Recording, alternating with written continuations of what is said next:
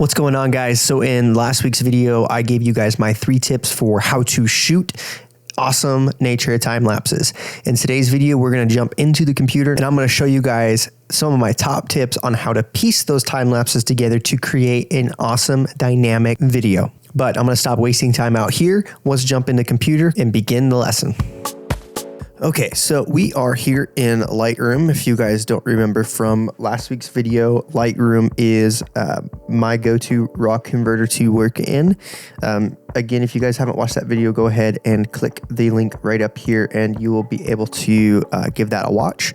There's some good tips in there. So today's video, I'm just gonna jump into some areas that we've already kind of covered. So there is some confusion, then I explain it in that video. But what I'm going to do here is kind of show you guys how I would process these images.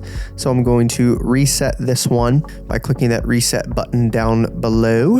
And what I'm going to do here is kind of walk you guys again through my process of how I would prep these files for the time-lapse sequence and how I would, and then I'll show you guys how I finish them inside of Premiere. I referenced in the last video that I like to finish everything in there to make sure that all of my videos coincide together. So I'll show you guys that, but I'll show you, we'll jump right here into prepping. The first thing I want to do is I want to crop this to a 16:9 for the video. Now I did shoot this in a 16:9 aspect ratio, but because it's a JPEG preview and now I'm opening the raw file, it's going to give me the full file. So I'm going to come up here to a 16:9 and I'm going to crop this in slightly. Now, if you're wondering what the heck is going on with your crop overlay, I like to use what is called the golden ratio for most of my compositions. If you actually hit the keyboard shortcut O on your keyboard, of course, you can toggle between a bunch of different compositional techniques. So this is the rule of thirds. You got just a grid, this diamond thing. It's actually pretty useful for balancing out images. You can see things are on intersecting lines, which looks nice. This 4-person one, this diagonal I also use too. For example, these type of grids, if you hold the shift key and then hit O, it will flip it. It'll give you different options. This is the rule, or the golden ratio rule of thirds. It looks like the rule of thirds, it's just the center part is a little bit more squished in. Gives it a nicer ratio. So I usually use this, or I will use this golden ratio. And again, if I hit Shift O, it will change that around for me. So I like how this swooping pattern is happening with the mountains and everything. And then I know how, when I framed up this composition, I knew where the clouds were going. We're kind of up in this angle here. So it gives it a really nice compositional feel. So now what I wanted to do is come over here to my profile, and I want to change this profile from Adobe Color to Adobe Landscape. Now I typically, when I'm editing my art pieces or more intensive landscapes, I will always use a linear profile. It just gives me the true raw data by using some processing techniques, and then from there I'm able to push and pull. But for a simplicity's sake of a time lapse, I'm wanting to work quicker and get nice effects quicker. So and overall, I don't need the gain in information in my highlights that I would get from a linear profile in this, because everything was pretty evenly exposed. So Adobe Landscape is going to give it just a little bit more boost of contrast and a little bit more bigger boost of saturation. One of the things I'm going to do now is jump into my first panel here, and I want to go ahead and drop that exposure just a touch, just to push it down. I always like to have things shot a little bit brighter, and I like to then bring them down in post because it just gives me cleaner files. So I'm going pretty quick on a lot of that stuff. So if you guys want more information on some editing, comment down below and I will give you guys all of that. But just walking you guys quickly through my process here, because really this is how quickly I work with time lapses. Now other photos I take my time, but time lapses are a little bit different. I want to get them in the video editor as quick as possible so then I can blend together that video. Now, one quick note here. These are raw files, so that means that they are 16-bit raw files, which means I have tons of longitude and latitude to adjust colors, contrast, and everything here. So my major edits need to be done in the raw stage. As soon as I convert those to a JPEG file, I lose a lot of ability to process those images. So major processing happens here, salt and pepper happens in Premiere Pro, just because you have less information to work with at that point. So now I drop the exposure down. I want to recover the highlights just a little bit. Cool. And then I'll probably bring up the shadows just a touch. Perfect. Now when I check my black and white point, so my black point, I'm going to hold Alt on my keyboard, and I don't mind if things are black or clipping a little bit in the blacks. That's okay. I'm going to kind of crush the shadows anyway and crush my blacks anyway. So then I want to boost the whites a touch, again holding Alt so I can see when that's going to blow out. And I'm also watching my histogram in the top. I want to see, I'm kind of watching this line here. I'm wanting to see that in that upper area, just creating nice contrast between the shadow darker areas and the lighter areas. So if I do a before and after, that's where we've gotten so far. I want to check the white balance. So I will go to an auto white balance. That looks way too warm. So I'm going to cool that down just a touch. And then I'm going to come down here, and I actually want to create a more dreamy feel. So I'm going to put some negative dehaze in, some negative clarity, and some negative texture, just to soften this image up so it doesn't look super crunchy. Awesome. And it's still a touch warm for my liking, but I might pump some greens into there. And you guys might not be able to see these micro details on a compressed YouTube video through a screen recorder, but I'm seeing major changes here. I'm editing on a wide gamut monitor, 2.5K wide gamut monitor, so I can see a lot of colors and contrast. So I want to pull down some vibrance. The vibrance is going to control those desaturated colors, so I'm going to pull that down, and I might boost the saturation a little bit. I don't really want an overly saturated image. That's kind of the mood. It's a real moody scene, so I think that looks really good. Scroll down here to the tone curve. You have your different tone curves you can go through here. I'm not going to dive into them too much, but one thing I always will do is go to this main tone curve, come down to the lights area, and I will boost that up. It just gives you a really nice bit of contrast. I don't like how bright these greens are getting. I don't think they're the main subject. They're supporting characters in this story. So they're probably actually more yellow. Yeah.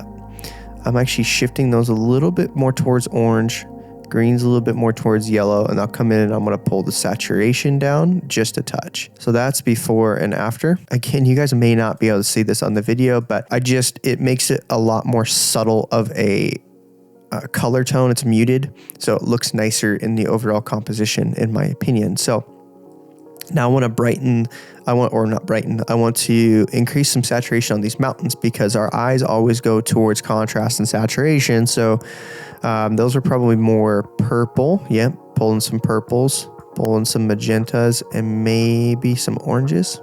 Now I have to be careful pulling in the orange, because it's also pulling in down here, and I don't want a ton of color, because I want our eyes to go towards that mountain, or towards the mountain there, because that's our main subject. So that's where all the motion of time is happening. I'm not really going to touch the split toning, because that's something I'm going to do, like color grading, I'm going to do inside of Premiere. Now, what I want to do is draw our attention to the mountains even more. So that's all I'm going to do for my global. I'm going to start adding some local adjustments. I'm going to take a linear gradient here, drag it kind of down from the bottom corner here, pull down some exposure, not a ton. And typically if I want to darken an area, I will pull down the whites. That pulls down some of that. And then I also will pull down some saturation. And I might even cool it off just a touch. Cool. And that's before, after. So pretty nice effect there.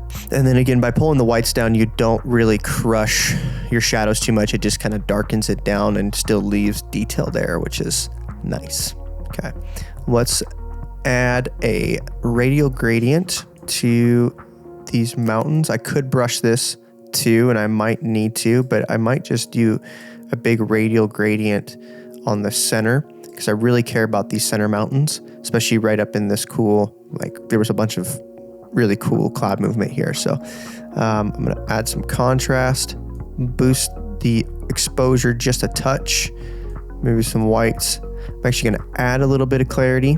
Not too much though, because that starts to add a bunch of artifacting and some saturation. Now what I'm going to do is come up here and subtract from this mask by using a brush, and I want to subtract that out of that sky. I'm using a big soft brush too, so cool. So that's before and after, just a nice subtle boost. Let's add contrast. Make sure this fits for you guys so you guys can see that. Add some, oh, that's too much contrast. Pull down some blacks.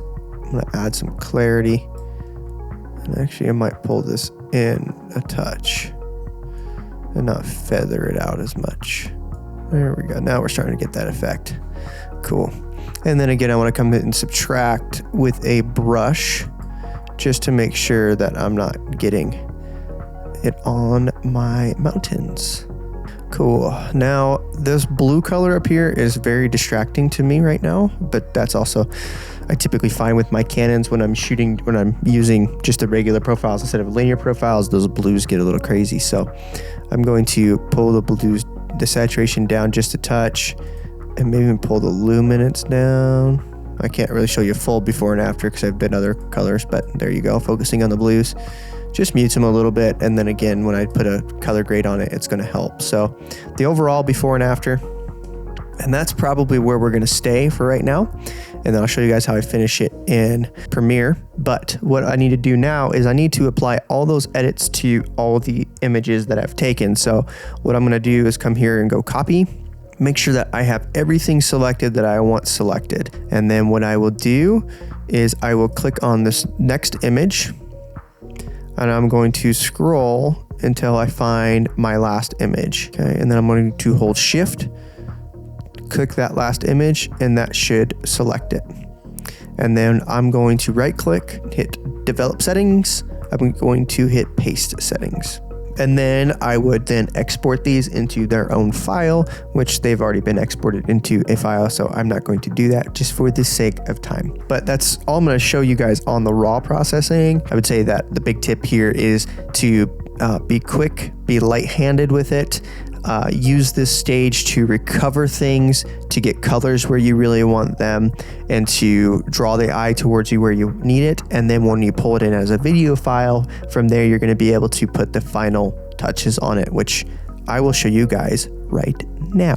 Okay, so here we are back in Premiere. Here is, I actually want to put a color grade on this, and so how I do that is I would come up to my Lumetri color. I would come down, I would actually put a little bit of an S curve on this that kind of matches everything else. So just a little bit more contrast. Oops, that's the blue line.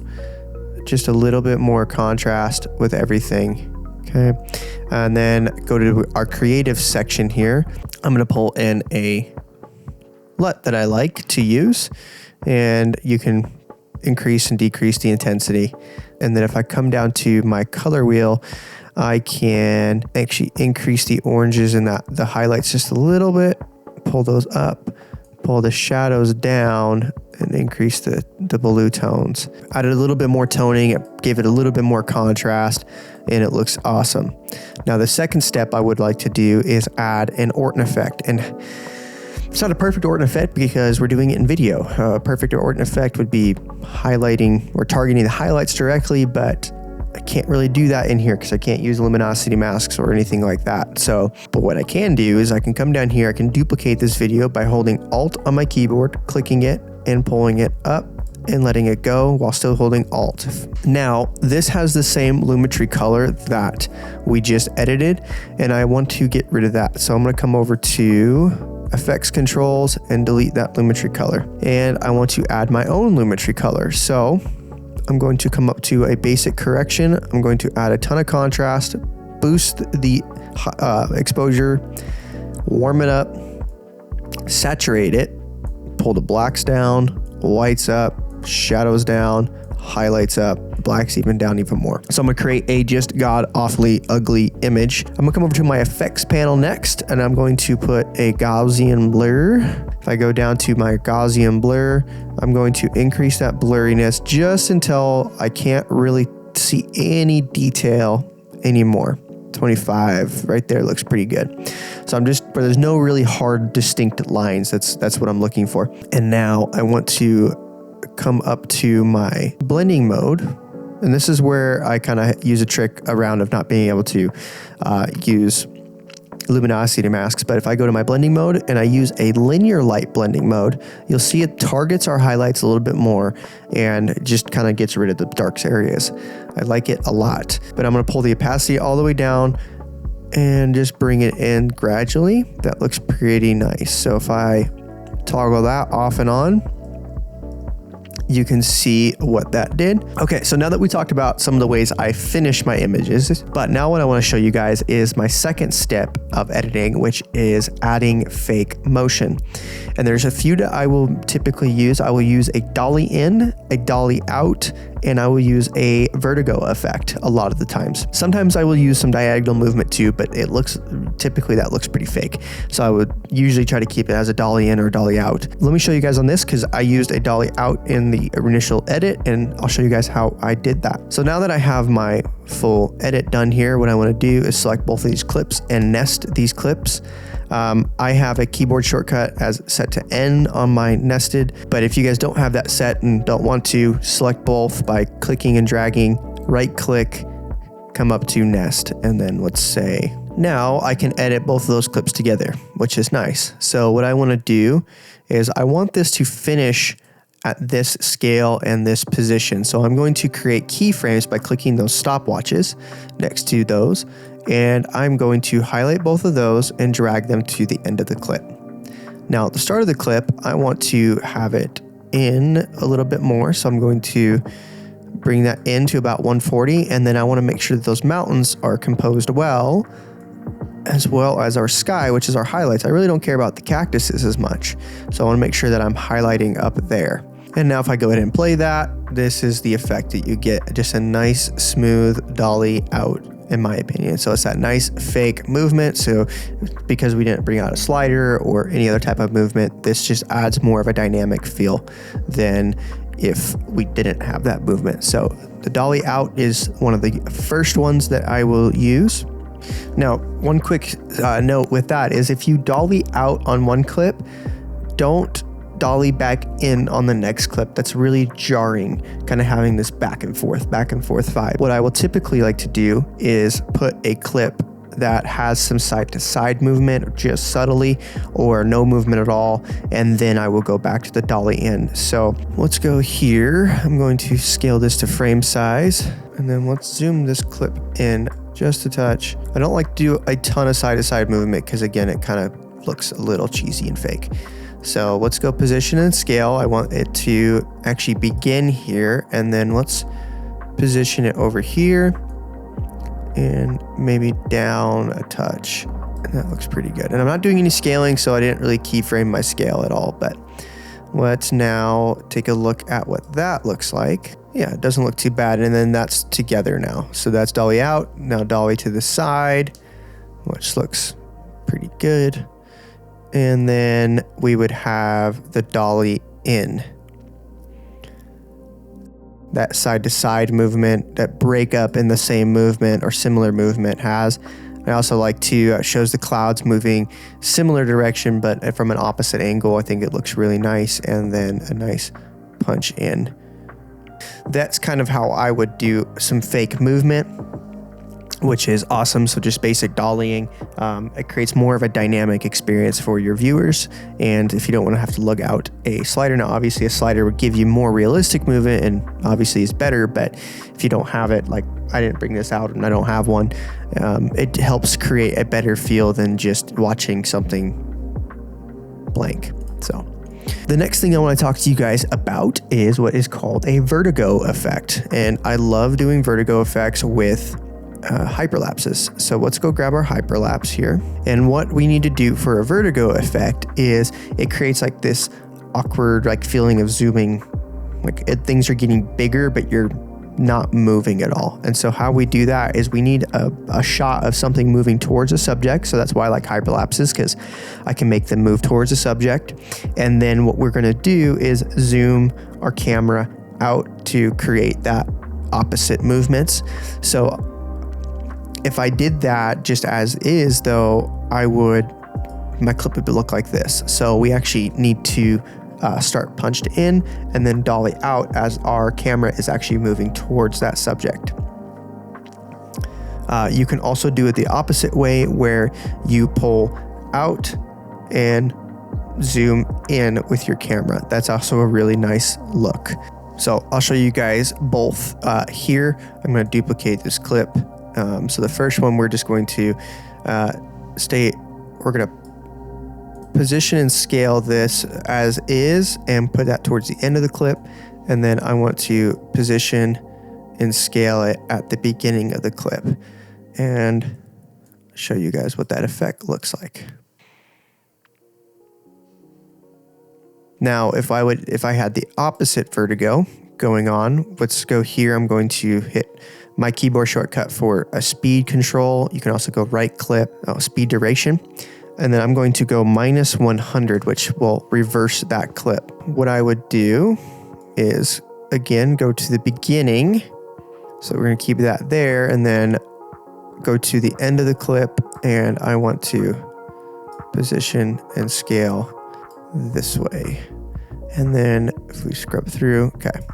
Now this is going to be more of a dramatic Vertigo, because I believe this is actually more of the proper way of doing it, but I didn't shoot it that way in the field. I wasn't planning on shooting a Vertigo out there. So you guys see how like it looks like everything is growing around it, but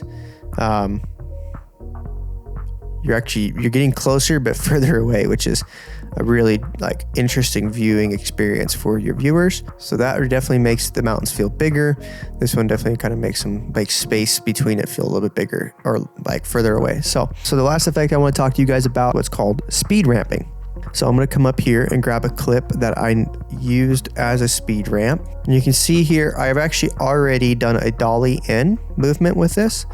And then I nested it to make sure that those clips were together. And so what I want to do here, I'm going to get rid of the audio track because we don't need it, even though there's no audio on it.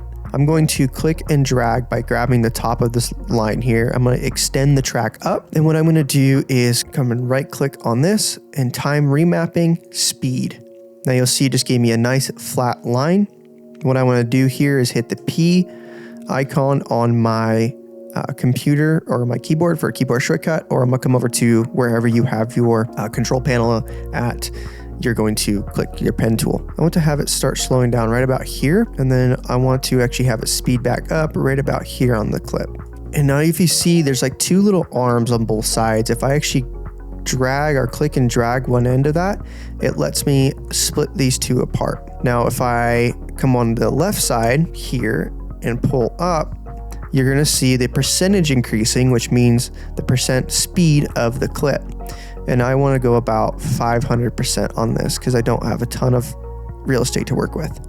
Now what I can do actually here too is if I click on one of these arms, you'll see this little blue, I don't know what you want to call that. I'm just going to call it arm again, appear. If I click and hold on the top and turn, you can see I can get it to create a smoother ramping motion. And then I'm gonna come over here and do the same thing. Spread these apart, click on the right side here, drag that up to about 500%, drag that just a touch, click, and cool. And then we might spread this out just a touch.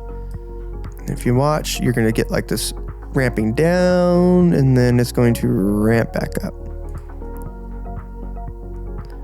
And realistically, I would have those closer together, and we might even be able to increase the overall speed, but that's just the general gist of a speed ramp. And the cool part is too, is because I didn't have my dolly in motion on this nested sequence, it's on the clips underneath it. It actually speed ramps that motion too. If you notice, it's not just like a constant push in, it slows the push in down and then speeds it back up. That to me also helps sell that fake movement. Well, that's all I have for you guys into this video. I know I went pretty quick. If you have any questions, comment down below and I will make follow-up content based on your guys' questions. Just wanted to show you guys some of the tips and tricks I use when I'm processing and editing my time lapses to create these films. The last bit that you guys would need would be to put some cool music to it. There's different websites out there. I use Storyblocks, or I would use Epidemic Sound. Epidemic Sound is typically where I get most of my music from. This isn't sponsored. I'm not even a big enough channel to even have that. But another place is Music Bed and a few other spots out there. So just look up some places to license your music, create a cool environment, and then cut your clips to that music and then use some of these effects, dollying in, dollying out, the vertigo effect, your speed ramping, to create a dynamic viewing experience. If you're new to my channel, please consider hitting the subscribe button down below. Give this video a thumbs up if you learned something new. And if you guys have made any time-lapse films or are planning to, please comment a link down below. I would love to give them a watch. I'm going to go ahead and shut up now and let you guys go on with your very merry good day. And I'll see you guys in the next video. Peace out.